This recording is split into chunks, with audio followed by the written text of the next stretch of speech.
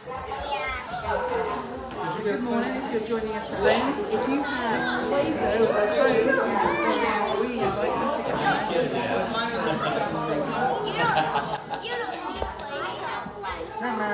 Wait and see, she might. I might get one. I was going to give you one. I'm going from the end of the room to the front of the room. Oh, okay. I got 3 left.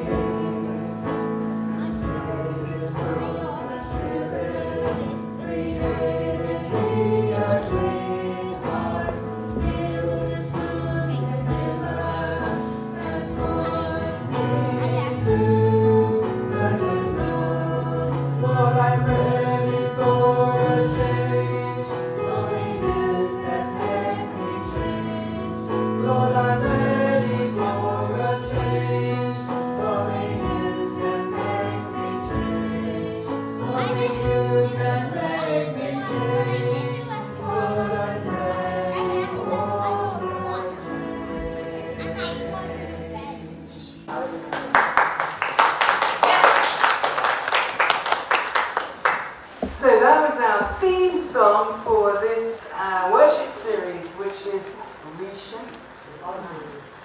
Reshaped. We were made for this. This is our worship series that will hopefully harken us back to the days of Play-Doh. If people are in the building, most of them have got Play-Doh with them, and not the young people because they're going to go out and do their own thing. Otherwise we run out of Play-Doh. Because we know the adults want to play with the Play-Doh.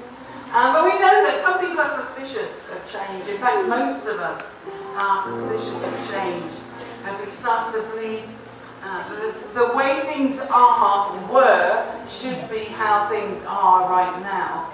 And what often starts to crumble, if we look closely, is our image of how things can be in the future. And so this series takes us from our 40th anniversary through to the future. And change is actually the most constant part of life. Change is inevitable. And so we're going to look at change in the next 4 weeks to see how we, as a community and individuals, can move forward in changing and being all that God will call us to be for the future, so that the amazing 40 years that we have been bequeathed by the people that have been there for us will carry on and be there for the next generations. So there are many, many, many ways that you can engage in the life of the church and the community this week. And I've got to get this all in the right order. So tomorrow at noon, Monday at noon till 1, we have our discussion group. So we do this when we do a sermon series sometimes. A little bit like a Bible study, but it can be, it's discussion on Lily Brock and Marsha McPhee's discussion on change. And so that's in person in the building, but also on Zoom as well. So you can join us from wherever you are for an hour tomorrow on Zoom. Now, Tuesday, you get Tuesday and Wednesday off. That's it this week. Thursday afternoon is afternoon connection at 2 o'clock. You get to come, be, do, play games, do, connect, whatever you would like to do. I think I'm going to bring my cross stitch this week, because I haven't picked it up from marketing. But it's just time to connect. That's in the building. 7 o'clock on Thursday night, we connect on Zoom. And that's just the time it really is the time to connect. We share, we chat, we do whatever. So that's Thursday afternoon, Thursday night. Friday night. Bingo and bake off. Now apparently we have to bring our best desserts. Yum. So yeah, there'll be voting. So normally we put dollars in the pots in front of the best desserts. And the one with the most dollars is the one that's the winner, but also bingo as well. So we know how much you'll like that. That's Friday night at 6 o'clock. Then Saturday, 4 till 7, a Progressive Collaborative on 83rd Street. They're having an open time. Now, if you have not yet heard about the Progressive Collaborative, where have you been?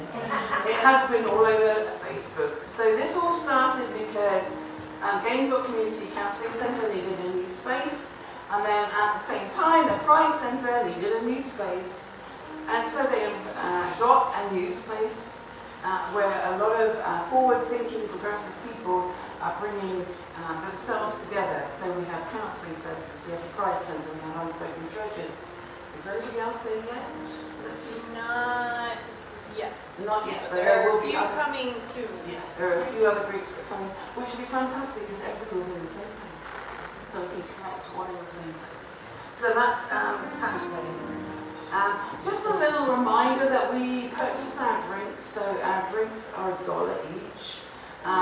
If we don't get enough money into, then somebody has to pay for the drinks to buy the next one. So we're going to remind everybody that they are $1 each, except coffee.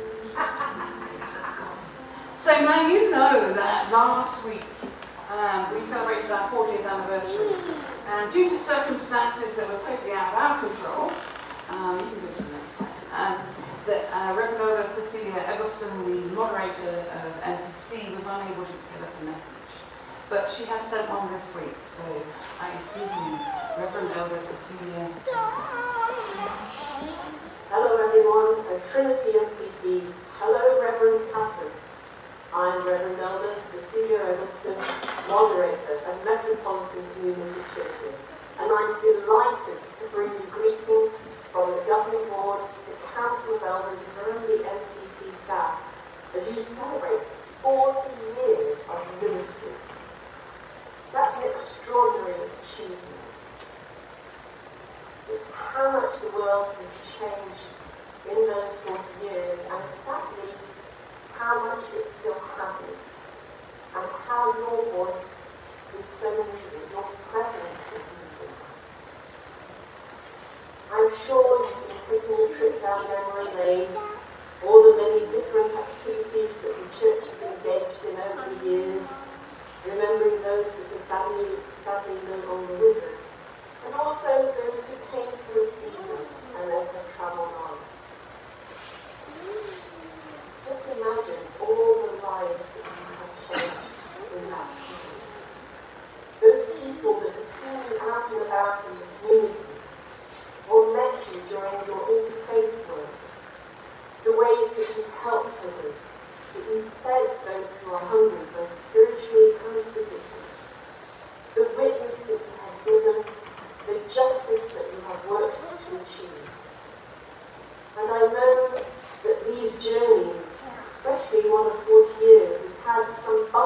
road and some holes in the road, if I recall rightly. And yet you have been resilient and faithful and have continued to do and be what God is calling you to do and be. So I hope that as you go down memory lane, you draw strength and comfort from those memories, as well as I hope a few laughs and tears. And that you consider all that God has done through you as you have continued to faithfully be the hands and feet of Christ in the world. And as you consider the next steps, as this world that we serve continues to change and we continue to adapt to it, that you have a strong sense of your continued call, both individually and as a community, to see where you are needed next, what new opportunity you will have to minister, where else you can serve in your community in ways that perhaps are not clear just yet, but God is already at work, and God's Spirit is already dancing through Gainsborough, opening doors and windows for you in ways that you perhaps can't yet imagine. So, as you continue to celebrate 40 years of ministry throughout this year, I wish you every blessing. Know that you are in my prayers, and I look forward to hearing all the things that God has in store for you. Have a wonderful celebration year. It takes all of us to be MCC. God bless. Thank you, Sarah. Moderator. For those who don't know what a moderator is, it's like the Pope. She's like our Pope. You rise as you're able and join me with this next song, Everlasting Guides. Strength will rise.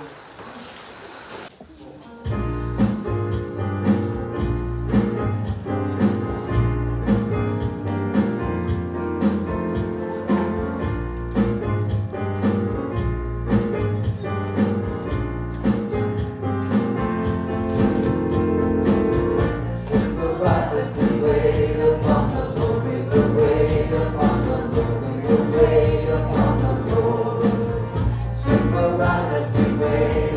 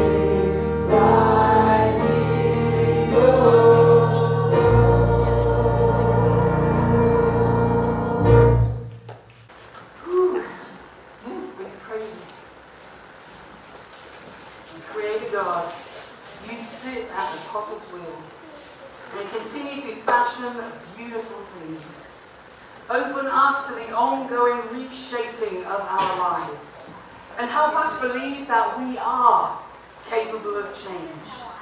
Calm our fears and animate our spirits for this time of worship and discovery. In your name we pray. Amen. Amen.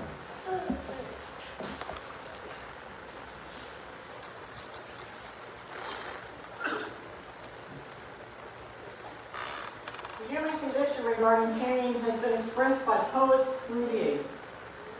Today, we turn to Henry Wadsworth Longfellow as he ponders what it is for all humans to be made of clay, and indeed of the same clay by the potter's hand. Here is the Song of the Potter. Turn, turn, my wheel, turn round and round, without a pause, without a sound. So spins the flying world away.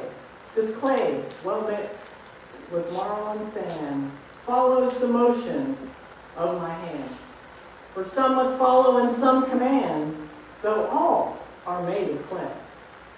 Turn, turn, my wheel. All things must change to something new, to something strange. Nothing that is can pause or stay. The moon will wax, the moon will wane, the mist and cloud will turn to rain. The rain to mist and cloud again, tomorrow be today. Turn, turn, my wheel, all life is brief. What now is bud will soon be leaf. What now is leaf will soon be dead. The wind blows east, the wind blows west, the blue eggs in the robin's nest. Will soon have wings and beak and breast, and flutter and fly away. Turn, turn, my wheel, this earthen jar, a touch can make, a touch can mar. And shall it to the potter say, what makest thou? Thou hast no hand, as men who think to understand. A world by their creator planned, who wiser is than they. Turn, turn, my wheel, 'tis nature's plan. The child should grow into the man.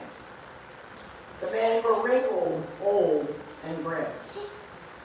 In youth that heart exalts and sings, the pulses leap, the feet have wings. In age the cricket chirps and brings the harvest home of day.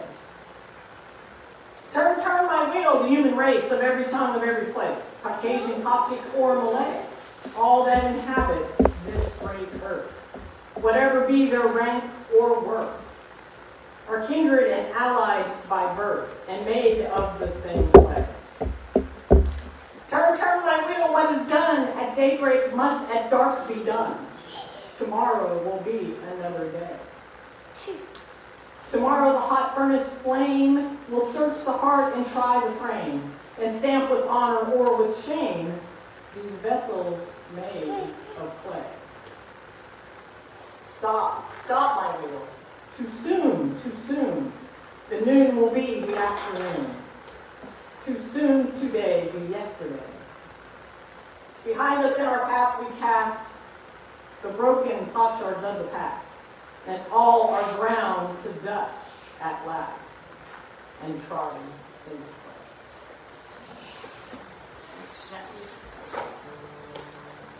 So I want to invite our young people to go with Lexi and Dana today to go out to Thrive. Didn't press my button. So I'm going to invite the kids to go out with Dan and Alexia. I want to take this opportunity while I'm shoveling out back, the people in the building were given some Play-Doh this morning. If you haven't noticed already, our theme is reshaped and it's based on Play-Doh. And if you're at home, maybe you have some. So it's your opportunity to get some. There is no specific time where I'm going to say to you, now get your Play-Doh out and work on it. So feel free to work with your Play-Doh at any point during our worship. Will you rise as you're able and sing with us, My life is in you, Lord.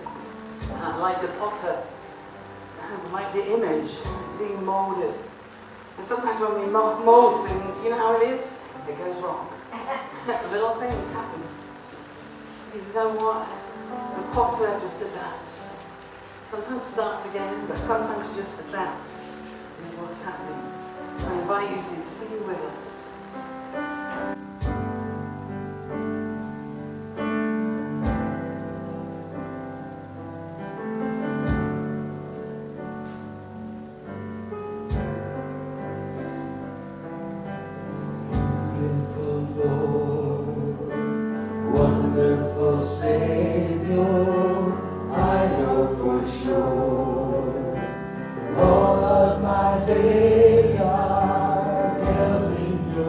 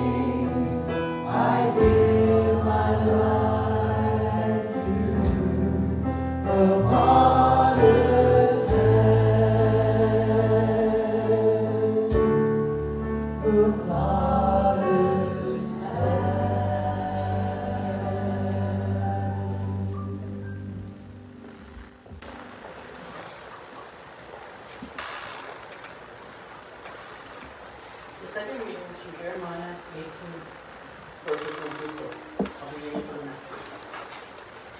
God told Jeremiah, up on your feet, go to the potter's house. When you get there, I'll tell you what you have to say. So I went to the potter's house, and sure enough, the potter was there, working away at his wheel. Whenever the potter was working on turned out badly, as sometimes happens when you're working with clay, the potter would simply start over and use the same clay to make another pot. Then God's message came to me. Can't I do just as this potter does in the of Israel? God's decree. Watch this potter. In the same way that this potter works his clay, I work on you, people of Israel.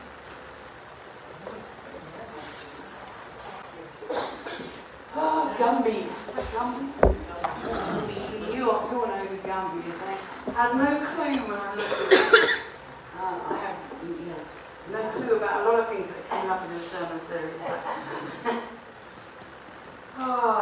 So we, last week, celebrated all weekend long our 40th anniversary. And we looked back at the amazing things that have happened and celebrated them, celebrated 40 wonderful years, looked at some of the stuff that was in the time capsule. We heard from a couple of people. We sang some older songs, we sang some newer songs, and we celebrated.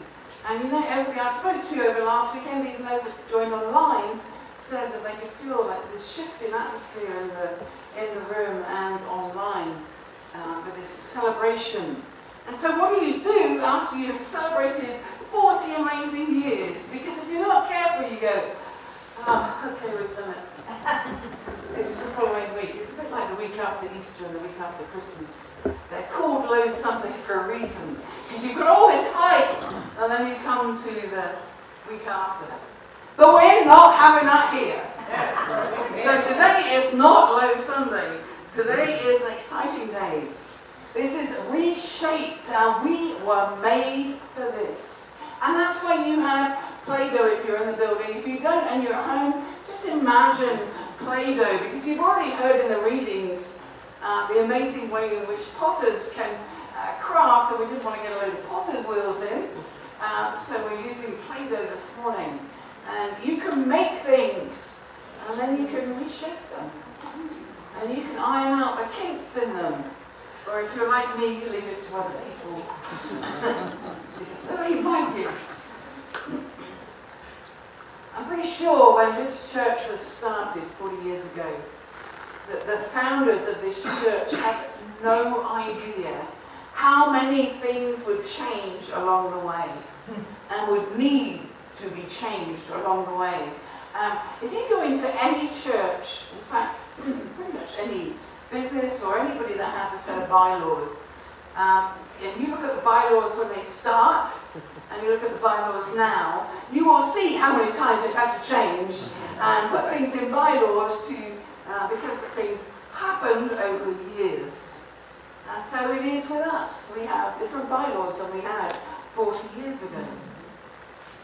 And so this series, or we hope, will help us to move and be ready to move to change into the next 40 years. How we change ourselves, but how we're ready to minister in the community. And so I don't know if you've heard this, is, you know, change is great. You go first. We know deep down that life is impossible without change. And this was a saying that I was trying to get the other day and nobody could help me with. That change is inevitable, but growth is optional. Change is inevitable, but growth is optional. We have the option to grow and change into our next 40 years, or we can stay stagnant. And if we do that, that will probably lead us to closing, whether it's in 2 years, 3 years, 4 years' time. Because if we don't change to meet the needs of the people that we encounter in our community, why are we here? Now, I know for some of us, change is horrendous. For some of us, it's a little less so. For some of us, it's depending on what the change is and whether we started the change or not. Somebody tried to shock me with change this morning, and I'm just like, oh, that's good on you. Because I couldn't work out what to do with it. Yes, you know exactly who it was.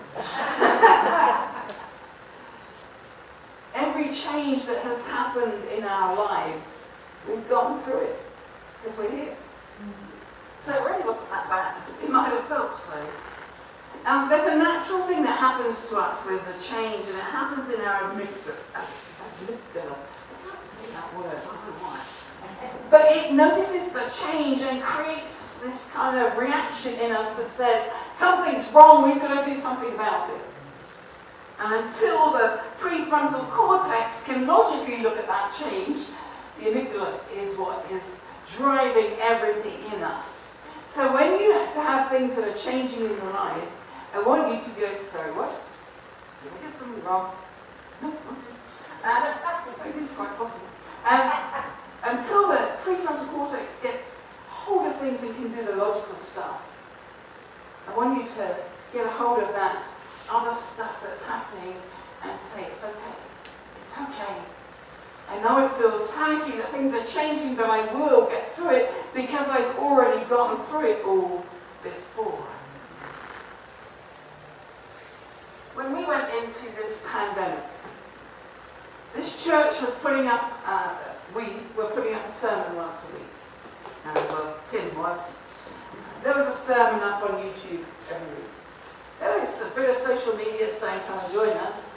But basically there was a sermon up every week. And it wasn't long before COVID that somebody happened to say to me, why don't we put the whole service up online? And I said, oh no, we're not ready.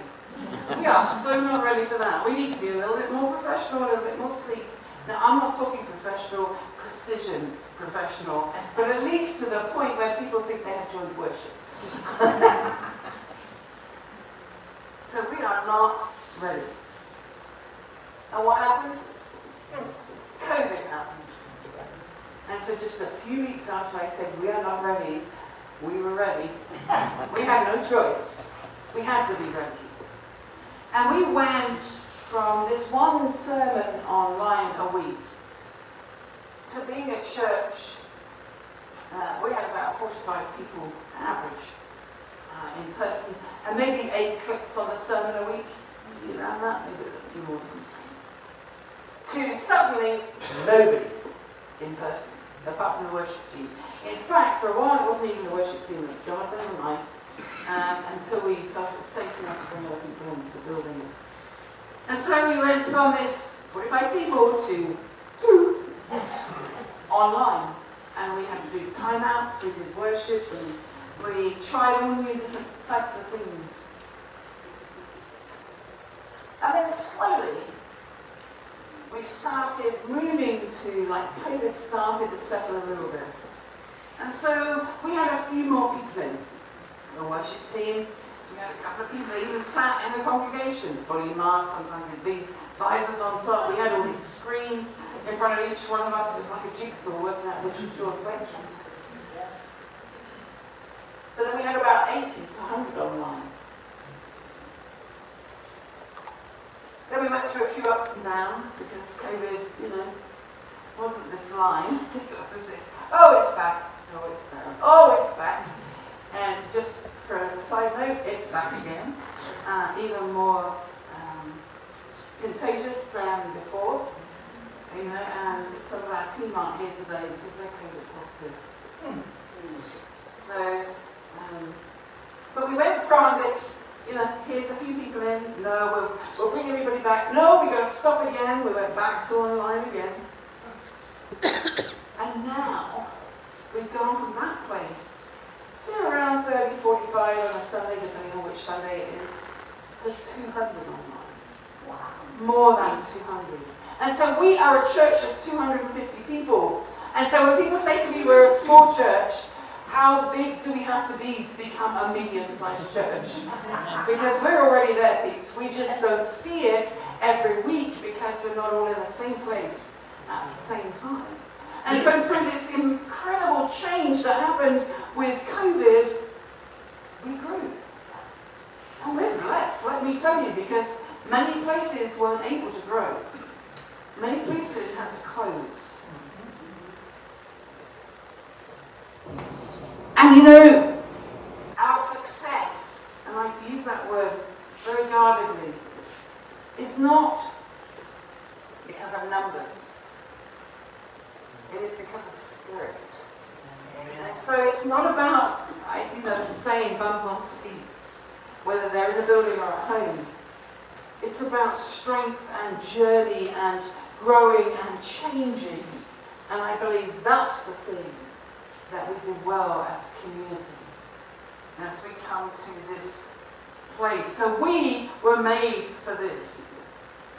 And our Bible metaphor today was the clay. So you think of clay, you've got Play-Doh. But this malleability is in our DNA as humans. And neurological makeup equips us to adapt and change and explore and innovate. Change or die is not just a cliche. It's a mandate for our physical bodies and our spiritual, emotional, and mental health. And so we heard that God told Jeremiah, up on your feet, go to the potter's house. And when you get there, I'll tell you what I've got to say. And so Jeremiah says, well, I went to the potter's house, and sure enough, the potter was there, working away at his wheel. And whenever the potter was working on turned out badly, as sometimes happened when you're working with clay, the potter would simply start over and use the same clay to make another pot. And then God's message came to me, said Jeremiah. Can't I just do as the potter does, people of Israel? God's decree was, watch this potter. In the same way that this potter works the clay, I work with you, people of Israel. And God's creative activity is described as this ongoing active force for good. So rather than fashioning us out of something, say like a brick, that all that's going to happen with a brick is it will stay there and eventually it will crumble. And then it will be nothing. We are formed with this DNA that is malleable and changeable. And when life requires it of us, we can embrace that because we were made for this. And that lens of change is something that we all have in common. Every single one of us has a gut reaction to change. Now, sometimes it's a good reaction. More often than not, it's a wary reaction. And quite often, it's a bad reaction or a panicky reaction. But if we can think of change like that potter's clay, then this is how we're working at the moment. But you know what? If we do it this way, then we can help more people. Surely, that is better for us. I'm going to play a video in a second. And this, actually let's play the video and I'll tell you what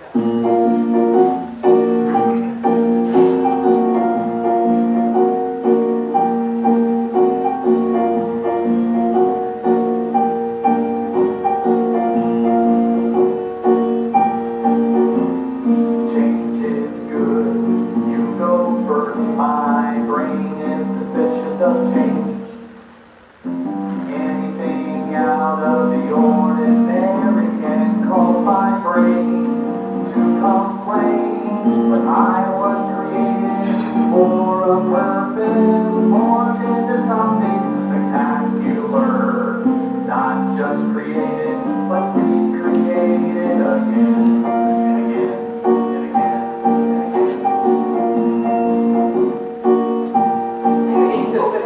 Change is good. I'll go first. There you go. We'll have the whole slide next week. But if you notice at the beginning of that video, all the little pieces, and when you do a cartoon animation with something like clay, it literally, to get every frame, is one slight little movement to make everything look slightly different. I don't know if you've ever seen a documentary on how it's done, but it can take like 45 different movements just to get something that is probably a second and a half on film. And sometimes that's what we're like. Sometimes we need that tiny little change in our lives. And then another one. And then another one, until we realize that, oh, we've moved from there to here. Marcia McPhee, and one of the things we'll be looking at tomorrow is, in our discussion time, is the discussion that she had with Lily Brock, who wrote the Change Cycle book, who is now the pastor at Church of the Trinity in Sarasota. She said that we are Gumby-esque in our neuroplasticity, which gives us the ability to reshape our thinking, our behavior, and our orientation to the world. And that's great news, since change is inevitable. God gave us the capacity to withstand change, to enact change, to be the change that we want to see in the world, and we were made for this. You know, the dictionary says that Change is the experience of something new. But most humans say things just aren't how they used to be. No, thank goodness, they're not. Because if they keep being how they used to be, then how do we grow? You know, if things were how they used to be 50 years ago, I would never have been able to get on a plane, meet my mother, spend time with her before she died. If things were how they used to be in the 60s, you wouldn't be able to listen to a piece of music like that, because what you had to do was wait until you could afford to buy a record. And you heard that song once, maybe twice, and then you had to wait and wait and wait and save up to buy it again. Praise God, things aren't how they used to be in the war when there were times of ration books. Because you could only make what you had the rations for. You see, change is needed. Change is good. Change has changed so much for us in so many ways.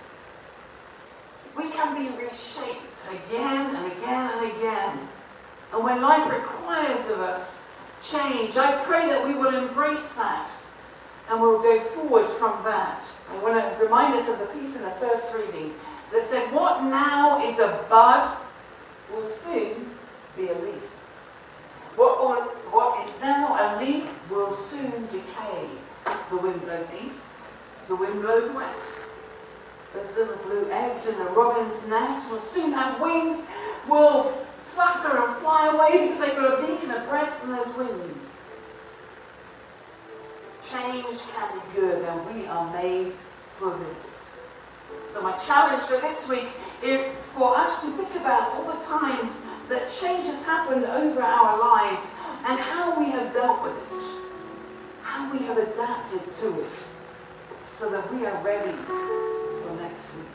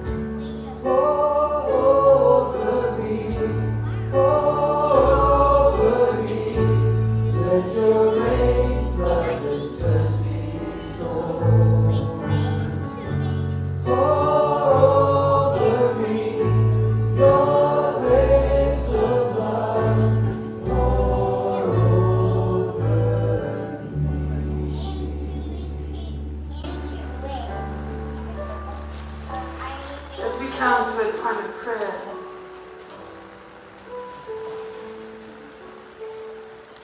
I want us to think about the people around us. Think about the people who are struggling, the people who are going through so much. And that even if we have the best week ever, there are still people who aren't. And think about how we can lift them up, not just in this time of prayer, but also in our lives each and every day. Will you pray with me?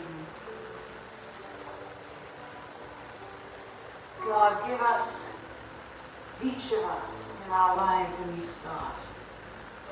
Plant in each of us a fresh seed that grows and blossoms into the fruit of blessing. And we lift up all who are experiencing change as a result of civic policies and laws. May they be supported in their search for good outcomes and resolutions. From our community and beyond, we think of the countries in the Middle East, the countries in Africa, and even the states in the US that would suppress people. We pray that we can use our voice, our written word, our emails, our votes to change these policies and laws that oppress people. And God, for all who are experiencing change in their sense of identity or work, may they know their sacred worth, no matter the chaos of unsettled circumstances. We think of every person that is going through a change of job, seeking out work, not sure if what they're doing is right, not sure if they need to move on. May they get a sense of clarity, of self-worth. For all who are experiencing change in their sense of home, may they be welcomed into safe and vibrant communities of belovedness. We think of all the students that are coming back to UF, especially the first year, as they try to fit in and try to find their place. May they find that sense of security. May we reach out and offer that place.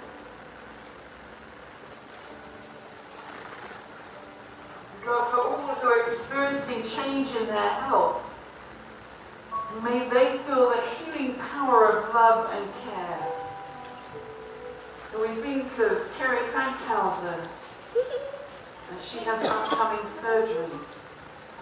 We think of Doria, she is recovering so well from surgery. Tamara and their house who are all COVID positive. For John, who's feeling under the weather. Grindsey, who's recovering from her surgery. Jean's granddaughter, who's had a breakdown and is in hospital. May each of these people sense that spirit of peace. And where there is change in health, may they find security in their new sense of normal. And God, for all who are sensing and facing death, whether they're family members or it's happening to them, may they seek out your peace and your guidance, but may they also be the shoulder to cry upon, or may they be willing to cry on another's shoulders. And we think of Anna's mum, who had a major stroke and is not expected to live.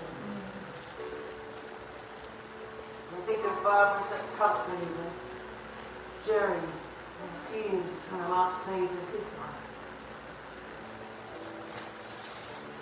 May all the people around them sense your presence and your peace, God. There is so much change happening in this world, and so many going through so much. We know that Marsha and Cindy, who were here last week, Cindy had a double mastectomy on Tuesday. And there's had some problems since that happened. Be with them. They give so much to others. It's now our time to give to them. To give them space to heal. To give them comfort and our support as a community. For the people in Canada and Hawaii and the Canary Islands who are all experiencing wildfires and displacing people and killing people. Let us do all in our power that we can to help. But also let not their names, their areas, their towns, their countries go unnoticed. All of these prayers, God, we lift to your holy name. And ask for your Spirit to be upon them. Amen. As we come to communion, I invite those in the building to come forward as they are comfortable to receive of the elements.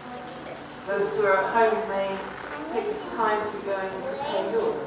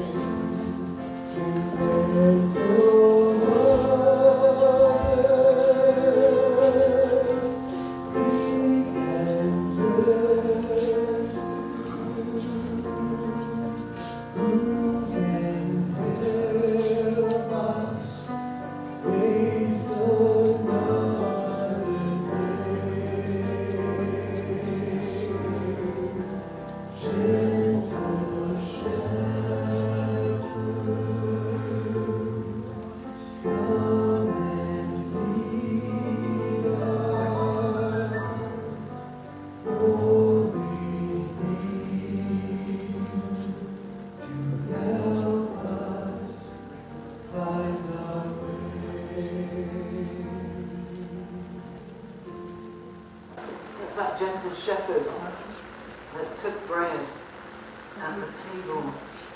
And not only did he bring sustenance to that meal for the people in the room, but he also brought sustenance to people over the years who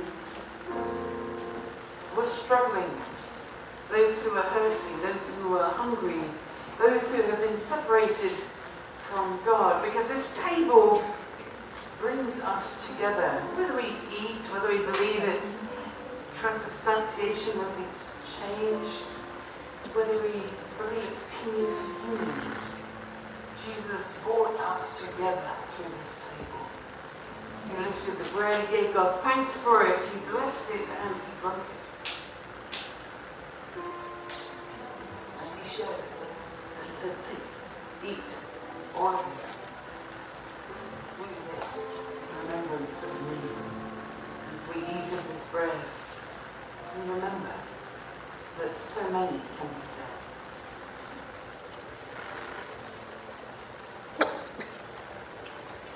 And then he took a cup, gave God thanks for it, shared it with the mouth, she blessed it. See, drink all of you. This is a sign of the new covenant.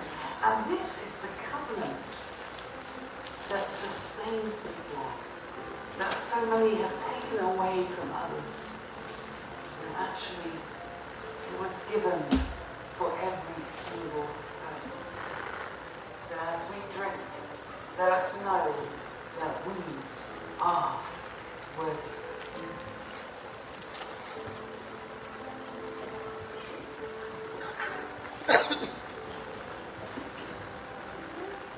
And your Spirit is poured out upon us, Lord.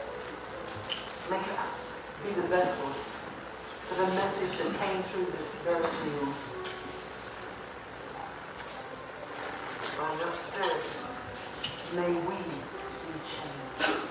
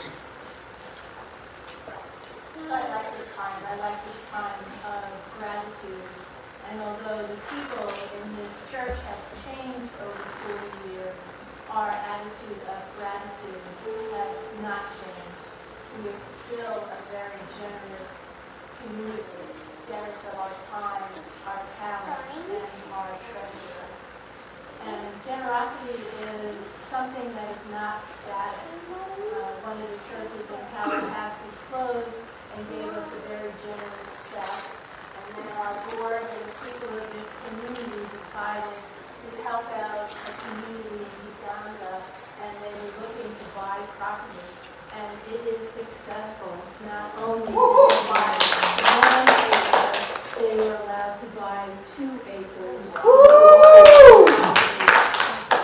So this church is about 25 miles outside of Kampala, but it would be a much safer space for them to worship and help the people there. And again, generosity is contagious, it is giving, and it's not static. The donations that you give to this church, we help people buy their medicines, we give them food, we help people in our larger community. So I want to say thank you so much for your generosity of your time, talents, and treasure. Holy God, we offer you these gifts and the gift of our abilities for adaptation in an ever-changing world. May we use our lives to follow your lead into the changes you have in store for us. Bless all of this to your glory and to the work of making the world a better place for all. How wonderful that our last song this morning is over all of the earth. As we talk about the joy of Kampala, will you rise in jury?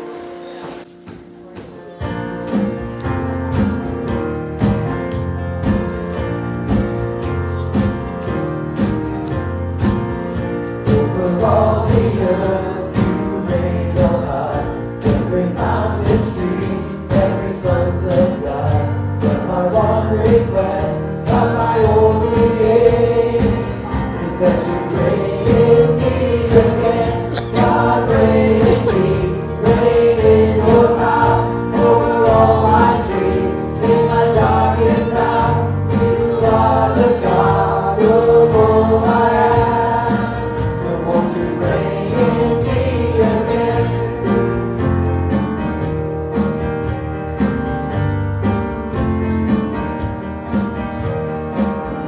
Over every thought, over every word, may my life reflect the beauty of my God. Be more to me than any earthly thing. So won't you reign in me again? God, reign in me, reign in your power, over all my dreams, in my darkest hour. You are the God of all I am. So won't you reign in me again? God, reign in me, reign in your power, over all my dreams, in my darkest hour. You are the God of all I am. So won't you reign in me again? Won't you reign in me again? Won't you reign in me again?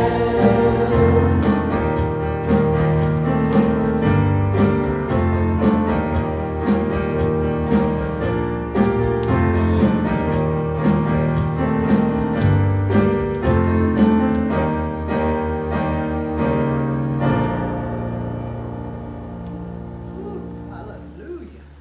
So, as we come to the end of the worship service, I want to invite those of you who have made little things out of your Play-Doh to, now listen, no matter what they look like, to bring them up at the end of worship and place them around.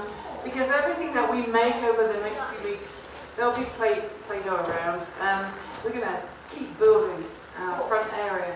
Because it really doesn't matter what it looks like. It is our reminder that we are malleable, that we can change.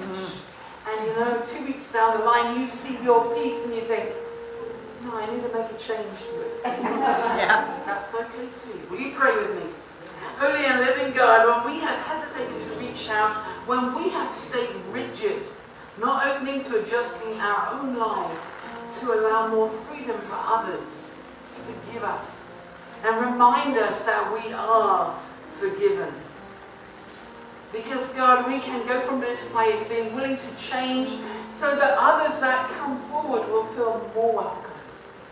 So that others that come forward will bring a piece of themselves to make us even more rainbow-like. Let us be flexible as we go forward and not hold on to those things that we're frightened if they go, we will fall apart.